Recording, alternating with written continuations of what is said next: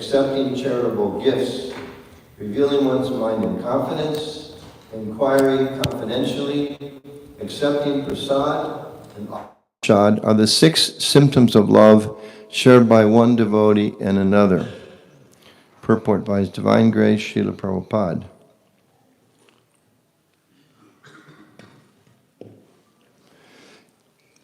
In this verse, Srila Rupa Goswami explains how to perform devotional activities in the association of other devotees.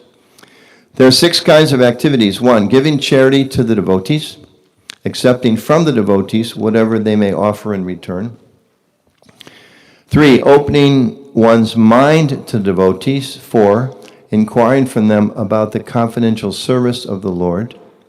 5, honoring prasad or spiritual food given by the devotees. And 6, feeding the devotees with prasad. I'll just read part of the purport, it's a long purport. This understanding of Krishna consciousness is innate in every living entity, and it is already developed to some extent when the living entity takes a human body. In the Chaitanya Charitamrita, Madhya 22.107, it is said, pure love for Krishna is eternally established in the hearts of living entities. It is not something to be gained from another source. When the heart is purified by hearing and chanting, this love naturally awakens. Krishna consciousness is not artificially imposed upon the heart, it is already there. When one chants the holy name of the Supreme Personality of Godhead, the heart is cleansed of all mundane contamination. In the first stanza of his Sri Shastika, Lord Chaitanya Mahaprabhu says, all glories to the Sri Krishna Sankirtan, which cleanses the heart of all the dust accumulated for years, and extinguishes the fire of conditional life, of repeated birth and death. This Sankirtan movement is the prime benediction for humanity at large because it spreads the rays of the benediction moon. It is a life of all transcendental knowledge. It increases the ocean of transcendental bliss and enables us to fully taste the nectar for which we're always anxious. Jai Shri Prabhupada ki Jai. Namo Om Vishnu Padaya Krishna Padishtai Bhutale Srimati Bhaktivedanta Swamini Namine Namaste Saraswati Deva Gauravani Bicharine Namaste Shinavati Pastatashte. So it's nice to be here. New York, of course, is an extremely important place. You're all very fortunate to live here. As we know, Prabhupada started the Krishna consciousness movement in New York City. Of all the places in the world he could have gone, he chose to come here. So that in itself says a lot. Of course, it's the home of Sri Sri Radha Govinda, which is very special. Sri Sri Radha Govinda ki Jai. And here in Brooklyn, it's the home of so many devotees, very, very special. So we're all fortunate to be here, and I consider myself fortunate to be here. So this is, we're experiencing now in America, this is the holiday season, the Christmas season. This date's become politically surcharged, whether you even call it Christmas, right? I don't know if you follow that. It's like, if it's Happy Holidays is considered a political statement. If you say Merry Christmas, it's a political statement, but it's not meant to be a political statement. But this is the season. A lot of people, they show their the Christmas tends to be centered in America, as we all know, around buying and giving gifts, right? So here we're reading from the Upadeshamrita about giving gifts. So we're going to talk a little bit about a Vaishnava perspective on giving gifts. So generally there's a sense that if I give gifts, and especially if I get gifts, then I'll be happy. And in order to achieve that, does anybody know how much money Americans spend combined on gifts every year? Anybody want to guess? Billions. How many billions? Definitely billions. 50 billion, someone said, a little higher. Any other guesses? 950 billion. 950 billion.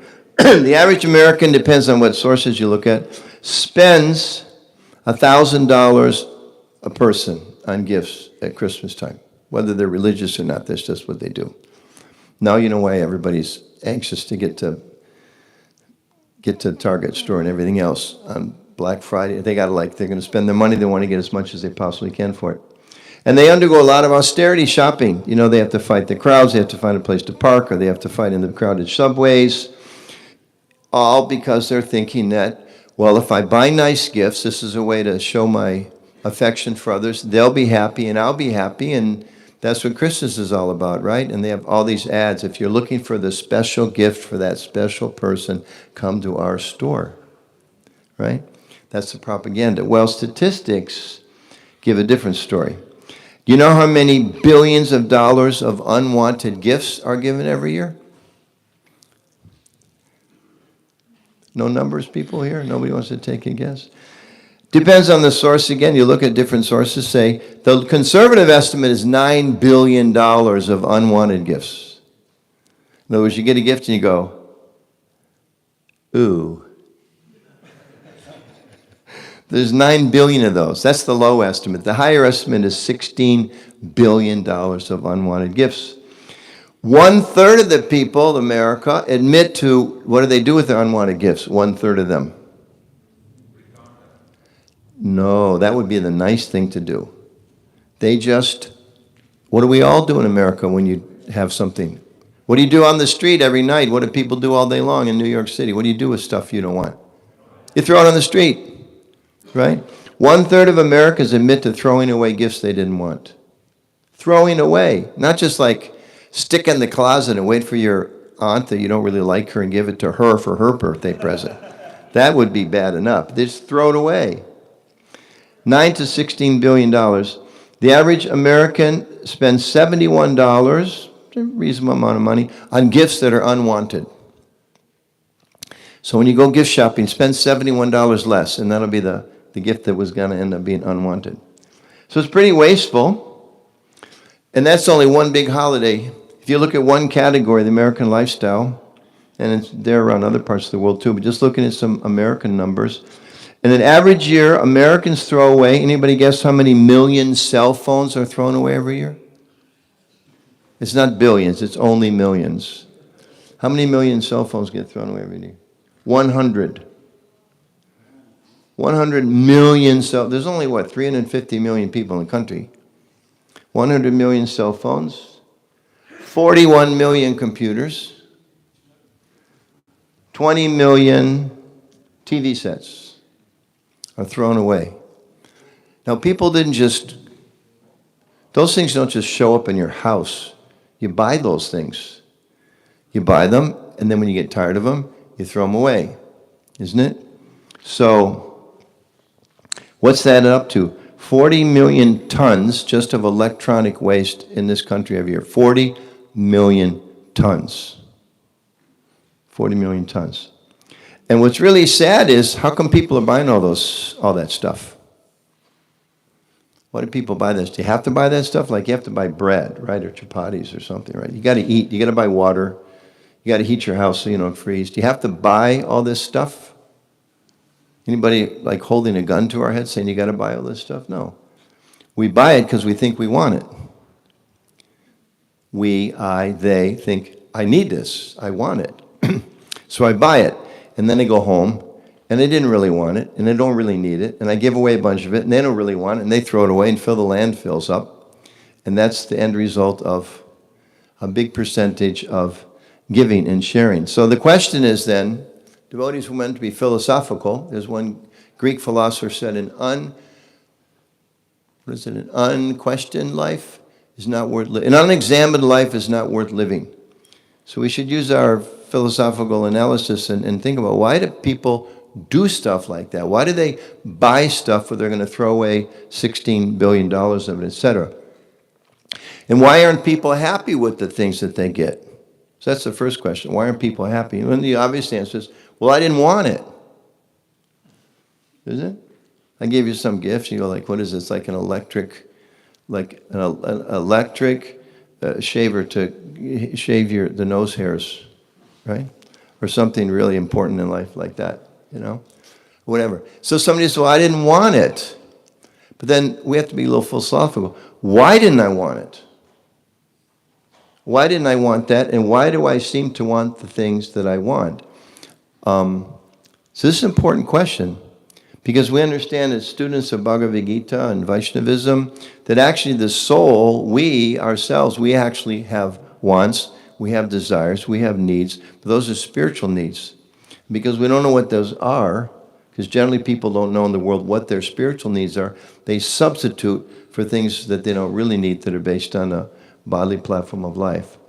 In other words, forgetting what the needs of the soul are, it describes in Bhagavad Gita, that every soul is born into this world overcome by two things, desire and hate.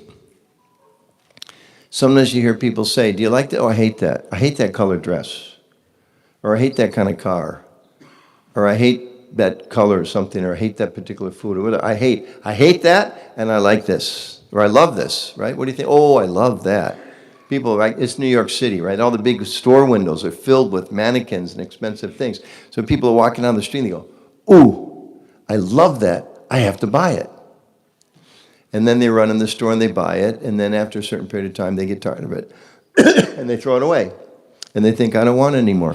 Why is that? People are meant to be more thoughtful. Animals, souls, and animal bodies don't question. Their senses are attracted. Their eyes are attracted to certain things and they go there. Their ears are attracted to certain things and they go there. The nose is attracted to certain things. Their different senses are attracted. And they just run after those things. When I was a kid, there was a TV show from the 40s, actually, so it was made long before I was born. But they had a show called The Little Rascals. It was like Depression-era United States, city kids, maybe New York, I can't remember. But the way these kids would get around, they had like a little club of kids, and they would get into trouble. That's why they called them Little Rascals. The way they would get around is they had a donkey attached to a cart. Anybody ever seen this? They had you can vouch for me, it's true. They had a donkey attached to a cart. So they would come out, it was a comedy show, a kids' comedy show. So they would get out, and 10 little kids would like jump on a cart that was designed to hold about 2 people. And they'd all pile on. And then they had a carrot on the end of a stick. Because the donkey's just sitting there like this. And they would lower the carrot in front of the donkey. As soon as the carrot came in front of the eyes of the donkey, he'd take a step forward. But it's on a stick, so it moves with him. So he takes another step, and he just starts running. Of course, for humor, they speeded up the film. So it looks like it's, going twice as fast. So the donkey would like run them all over town, wherever they want to go. And they get to where they want to go, they pull up the stick, he'd stop on the spot. Wouldn't move another step. So that's our condition if we don't have spiritual knowledge. That's our condition. Because we're pulled, describes also in the Bhagavad Gita, the senses, we're the soul and the body. The body's like a chariot. The senses, the eyes, the nose, the sense of touch, taste, smell, they're like horses pulling the chariot in different ways. And we're the passengers just going along for the ride. Without wondering, well, where is this chariot going? And why is it going this way? Why is it going that way? And then the chariot says, go in this store, buy this thing, put it in your charge card. It's another funny thing. Spend as much as you want because you're going to get 1% back. Like, do the math. I lived in Las Vegas for a while. We had a Brahmachari ashram there. We were distributing books. And they had signs all over town saying, our slot machines pay 97%. So you think, wow, that's big. I mean, the bank only gives me like 3%, right? Or 5%, or when the economy's different, 1%. But 97% payback. But yeah, well, that means for every $100 you put in, you get 97 back. You put another 100 in, you get 97 back. So it's taking your money, but people are thinking, oh, this is like really good numbers. This is really good numbers. But they can't see it. They don't see it. They think, no, this is fun, seeing how my money is taken away. And people used to give us donations of coins, like the fake money. So we used to sometimes have to go into these casinos and change our money. We'd always go with 2 Prabhus, because you want to make sure you got out of there safely. Because you walk in, it's all the bells and the whistles and, everything else, and people aren't dressed in a very chaste way. And it's all excitement, like you got to like spend, and like they have these machines set up so they ring bells. So like if you get a little bit of it, you're one of the machines that goes off, you ding, ding, ding, ding, ding, and you hear all the coins going, blah, blah, blah. So everybody's like, put more money in quick because he just won and maybe I can win. But eventually they'll go home broke. Most people go home broke. In fact, people that gamble a lot of money, it's a true fact, the casinos actually pay, they call them up. They say, hey, John, we haven't seen you in a while, because they keep track. Didn't know that John bought $5,000 or $50,000 of chips and then spent it also like it's an investment. They want John to come out and visit the casino again because they know John's going to lose all his money. They just know it. Statistically, it's 97% return. Keep him around long enough.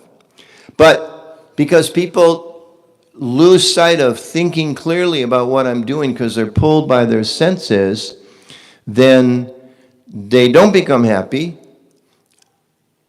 And they're pursuing things that aren't good for them. I worked in a factory one summer when I was in college, and I got a ride every morning from a guy that wanted to buy a Harley-Davidson motorcycle.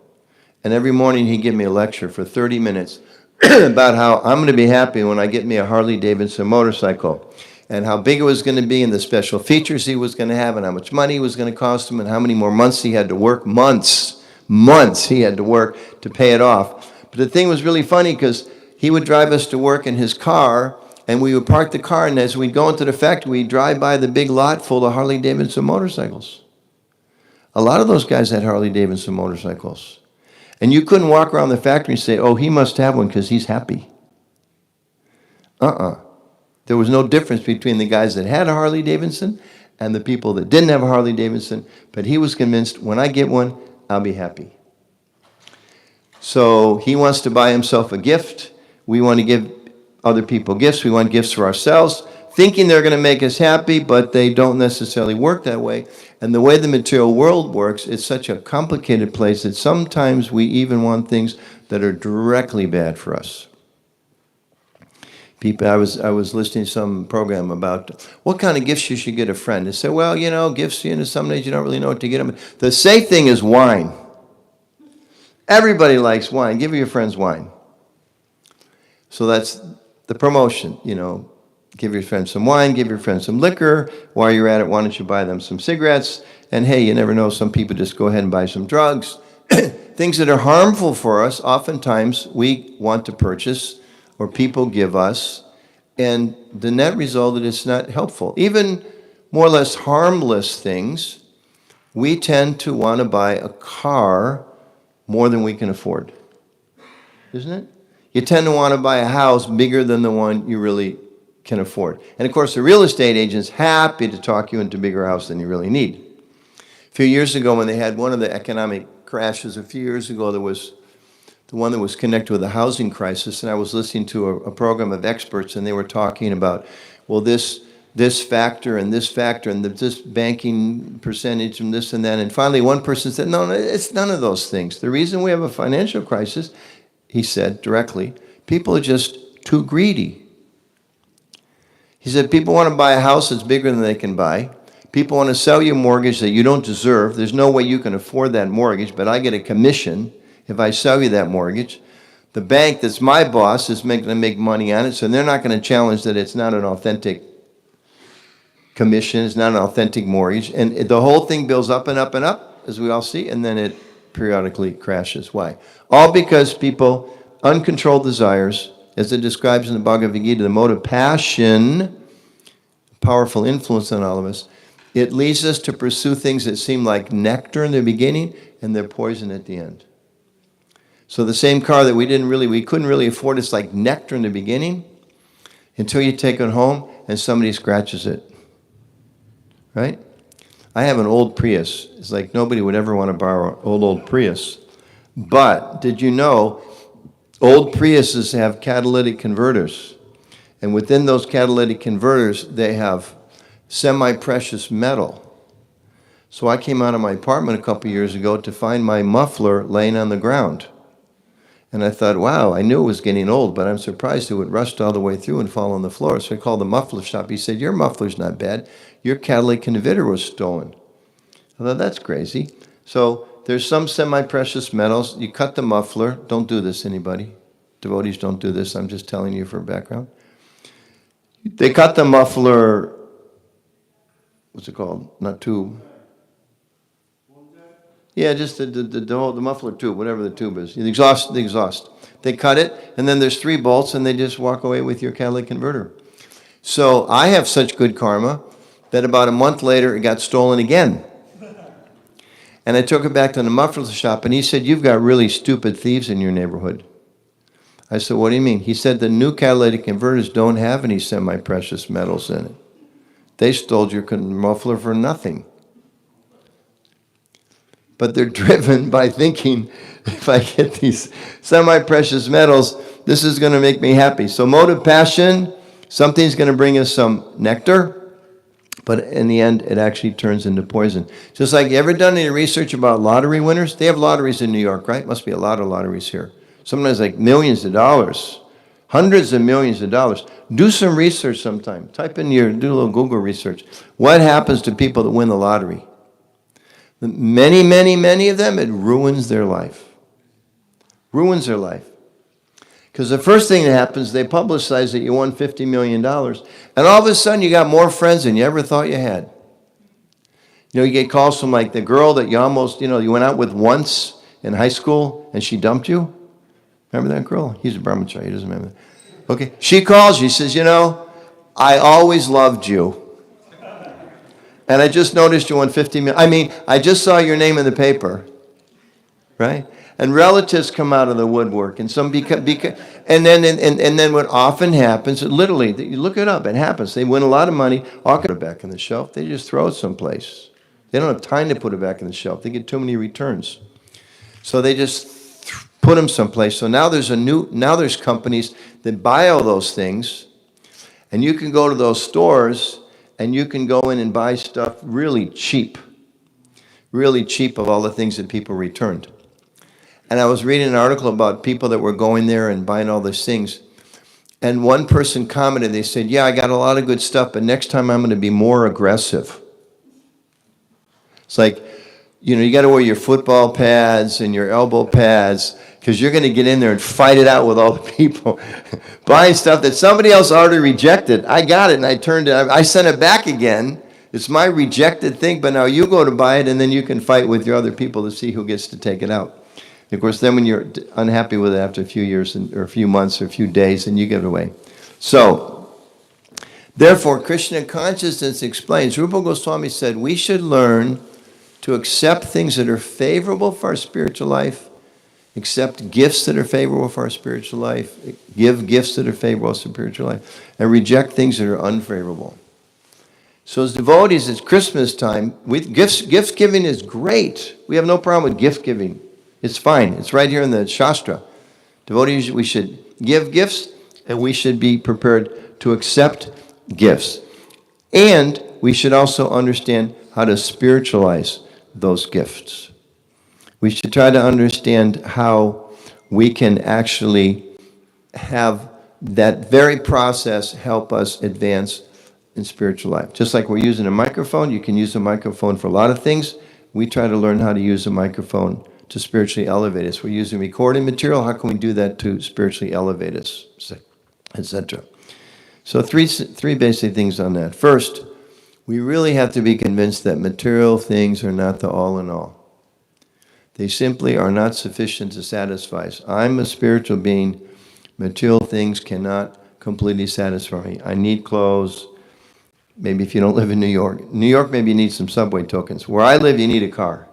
And you need a roof over your head. And you need some food. Those things are there. But you don't necessarily need the biggest roof, and you don't necessarily need the fastest car. You don't necessarily need the new style of clothes that come out every few weeks and you throw away what you wore twice. Remember Ferdinando Marcos, that name ring a bell? He was the president of Philippines. Philippines, yeah. And when he was, I can't remember, removed from office, run out of office, left in a hurry, his wife's name was, I think, Imelda? Yeah.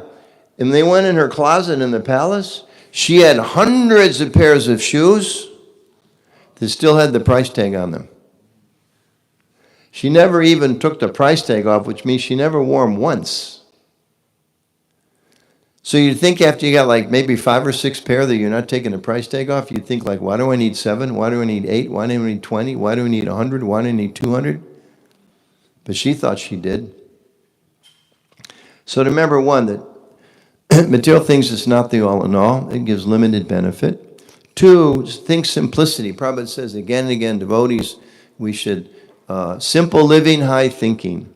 So whatever our standard is of life, whatever, if we're a lawyer, okay, you got to look good when you go to the office. If you certain types of occupations, you got to fulfill certain mandates. But we should ask ourselves, do I really need that? Do I have to spend that much? Do I have to spend that much time? Do I have to spend that much money? And we simplify. We don't get caught up in the heat of the moment, in the passion, which is there, the pressure that's there. And third thing, when we do give gifts or buy things or share things, we try to look for things in a mode of goodness, things that can uplift us, uplift our consciousness. We want to listen to music that can uplift our consciousness. We say no to music that degrades our consciousness. We want to uplift ourselves with art and culture that elevates ourselves. We want to say no to art and culture that degrades us. We want to eat food that uplifts us. We want to have family events that uplift us. Everything we do, we can make choices to spiritualize those things. That's the process of bhakti. That's so wonderful about bhakti. Everything, practically, almost every single thing can be spiritualized. So just a question of how we see it and how we use it. And the best gift is actually what directly helps me connect with Krishna, helps others connect with God. Just like we know, it's Gita Jayanti month. It's the month Krishna spoke the Bhagavad Gita. A lot of temples, people come forward, they sponsor Bhagavad Gitas, they buy cases of Bhagavad Gitas, they give them out to their friends. So to be able to give people knowledge of Krishna.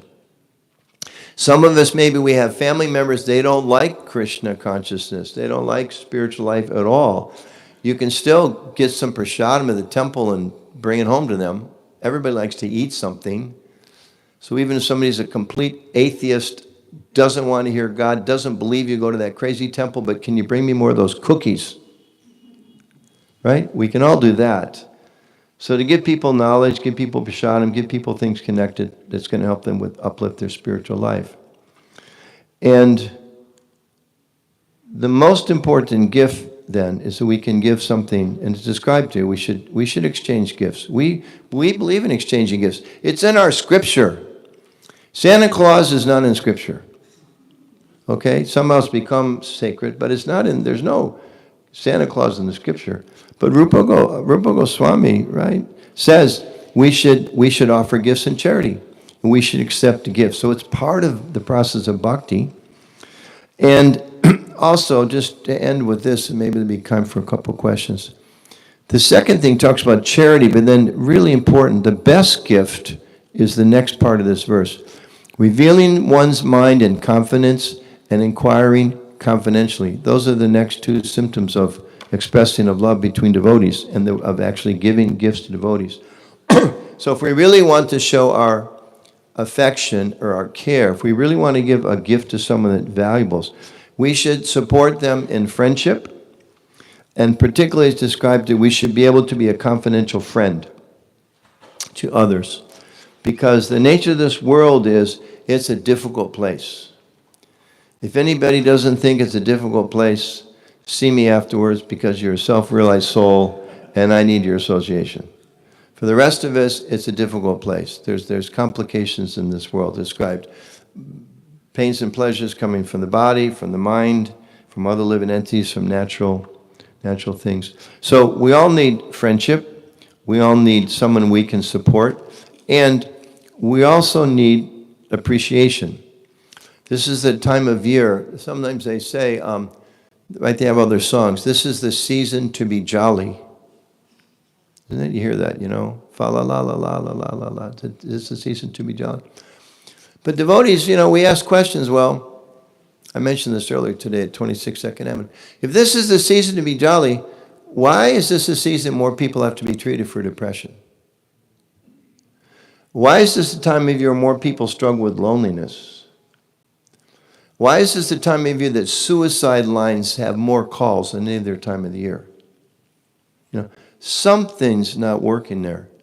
If buying gifts makes people happy, why do they throw away billions of dollars of gifts? If material things can make me happy, why is it after I receive a lot of things, I don't feel satisfied? I feel a pain in my heart.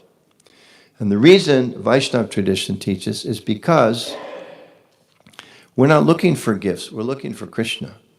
We're looking for spiritual experience. And because we're separated from that spiritual experience, we take shelter in material things. And those material things, they can't satisfy us. And it's described, we're looking for Krishna, we're looking for our best friend, and we're now separated from him. We're looking for love, we're looking for connection, and we're meant to have that relationship with Krishna.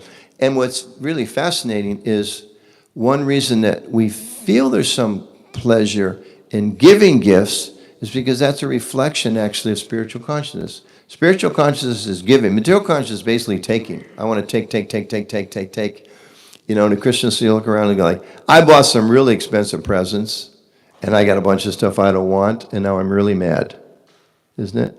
Or people have office parties, and they have like a surprise gift, and you spend $50, and it goes to somebody who doesn't really like it, and you get something worth $10 like that. Because you're thinking, I want to take.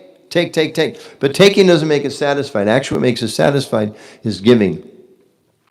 So therefore, in Krishna consciousness, we understand what we really are looking for is to give to Krishna, to give to others, to render service, and in reciprocation, what the soul actually wants at our core is simply the appreciation of the Supreme Lord. Like it's described, sometimes the gopis would render some service to Krishna. They're just hoping they will get a sidelong glance of the Lord. That expression is used, a sidelong glance. If they get the Lord's sidelong glance, they're completely satisfied. So in this world, we don't all see Krishna. The deity is here. We can see the deity, but we don't necessarily see the Lord the rest of the time. But we're still looking for appreciation. We're still looking for support. We're still looking for friendship. And we don't have realization of that from Krishna. So where do we get it? As Vaishnavas, we understand we get it from our devotee association. That's what it means. That's the best gift we can give to anyone, is to give devotee association and to give appreciation. So especially this time of year, I don't know how often all of you come to the Sunday feast, but I would ask you, when's the last time you asked who cooked the feast, and you went down in the kitchen and you took 30 seconds to thank them? How many of you know who washes the pots here? Raise your hand if you know who washes the pots. 1 hand up, 2 hands up, 3 hands up, 4, 5, 6, about 7 of us. Now, if nobody washes the pots and you come back next Sunday, you going to have anything to eat? No. So shouldn't we feel a little gratitude for the person that washes the pots? Shouldn't we maybe at least during the Christmas season find the person that washes the pots, go out of our way, walk down the hallway and tell them, maybe you don't have to, maybe you're not up to helping them wash the pots, that's okay, next time around, but at least to thank them? Isn't that important? And it's a fact, all of us that have been practicing spiritual life, we know the nature of the spiritual life. You have some ups, you have some downs, just like the rest of the material world.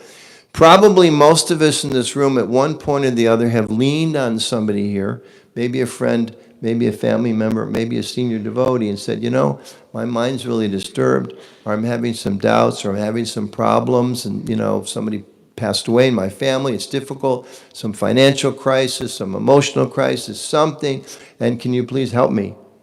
And maybe there's one person in this room that reached out and helped you when you really needed it. And the question is, did we ever really show them appreciation? Did we offer our mind confidentially? Did we offer the gift of appreciation? Just like sometimes they talk about school children, they'll come home from school and maybe they have all B's and 1 C. And typically the parent will look at the card, maybe there's an A or 2. They'll look at the card, they'll say, how'd you get this C? Right? The kid's been working hard for 6 months or something, like brings home the credit card, not credit card, the scorecard, what is it? Report card, thank you. Brings home the report card, hoping for a little appreciation from the parents. And the parents, instead of going for the good stuff, they go right to the bad stuff. And then the son or daughter feels pretty hurt and decimated. And sometimes even can have kind of, you know, it's a small thing, but it can have some long-term emotional effect. So we should make sure we're not like those parents. You know, sometimes maybe we do know the cook. And maybe every Sunday, I don't know here what the standard is, but maybe there's 7 different things cooked every Sunday. Nobody ever says anything to the cook until one week they burn the rice. And then everybody seeks out the cook. Where's that cook? Did you know you burn the rice? How can you burn the rice? It's the easiest thing in the world. My grandmother cooks better rice. I cook better rice. My 3-year-old son knows how to cook better rice. What kind of rice is this, right? But we ignore the sweet rice, the sabji, the chutney, the puris, the halava, whatever. We don't talk about those things. So that's material consciousness. Material consciousness. It's based on I have my needs, my senses are demanding certain things, my mind is demanding certain things, and all of you are meant to satisfy my desires, and when you don't, I get angry, and I get bitter, and sometimes I get my tribe together, and then we go to war on the big global scale. It all comes from that. So it's the season of giving. Our great Acharyas explained that we should also be in the mood of offering gifts. We should try to assure, if our families, our communities, actually physically give gifts, try to, as much as possible, make sure those gifts are in the mode of goodness, that they help elevate us. At least they elevate our consciousness. Ideally, that they directly connect us with Krishna, one way or the other. And also, really try to share some appreciation. Give the gift of appreciation. Because I remember as a kind of a new devotee. I was in Denver, Colorado. I have a very vivid memory of sitting down at Prasadam one day. We used to sit all the brahmacharis sitting on the floor and take Prasadam. I remember somebody sitting next to me. I don't remember who they were, but I noticed they were a little glum that day, but I didn't say anything to them just because I was caught up in my own thing. And the next day they were gone. They left the ashram. And I realized afterwards, I can't say I realized, but I thought, maybe if I just reached out to them that day and said, you seem a little under the weather today. You okay? You're a good guy. You mean a lot to me. You mean a lot to the other people here. This place wouldn't be the same without you. And is there anything I can do to help? That might have made a difference. I can't say for sure, but it might have made it. But I know I didn't make a difference because I didn't reach out like that. And we are a community that's based on congregational chanting, coming together as a community. And a lot of times we really don't interact as a community. We really don't know a lot of people. Maybe we do, but oftentimes we don't. We don't really reach out and extend ourselves. So this is a season of gift giving. So we should take that spirit to heart. It's not just a Christian thing, it's a Vaishnava thing. Giving charity, accepting charity, revealing our minds in confidence, and inquiring confidentially. Of course, sharing prasadam. We're pretty good at that year-round. So we should try to take advantage of that. And if we do, then we become happy, all of our friends and family members become happy, and Krishna becomes happy. So thank you for your patient listening, and there's time for just a question or two, I think. Okay. Any questions or comments anyone might? Yes. Have I ever done a 9 planets puja? Not in this life. Any other questions? I don't know. You can tell me later what the 9 planet puja is. We're trying to do puja to the Supreme Personality of Godhead and go right to the source. That's our purpose. Any other questions or comments?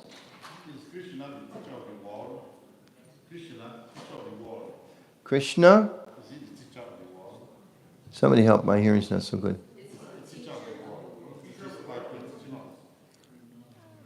Somebody. Is Krishna the teacher of the world? He's the teacher of the world. He's the controller of the world. He's the best friend of the world. He's the shelter of the world. He's within every atom in the world. And he's the person you're looking for and I'm looking for. He's the all in all. And he's also the best hider. He knows how to... Anybody play hide and seek when you're a kid? Krishna really knows how to play hide and seek. And if you don't want him, he hides. That's why the world's full of a lot of atheists. They don't want to see God. They get lots of evidence that there's no God. So if we don't want to see him, he hides really well. And if you want to see him, he'll reveal himself. And when he reveals himself, then the question is, along with him comes some obligation. Like, hey, I'm here, and actually everything in this world belongs to me. And then if we think, nah, I don't like that idea, he disappears again. Prabhuji, I had a question. Yeah.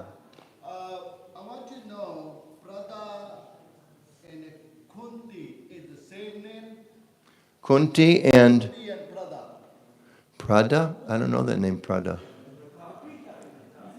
Prita. You know the answer to that question? We'll talk about it afterwards. We'll do some research. The Krishna father, his sister, son, he's Shishirada Govinda Ki Jai. So we'll talk about it afterwards. There's a lot of people in the Mahabharata. It's hard to keep everybody straight. But the one we do know, the ones that are devoted to Krishna go up. The ones that forget that, they get in some trouble. Okay, thank you. Shri Prabhupada Ki Jai.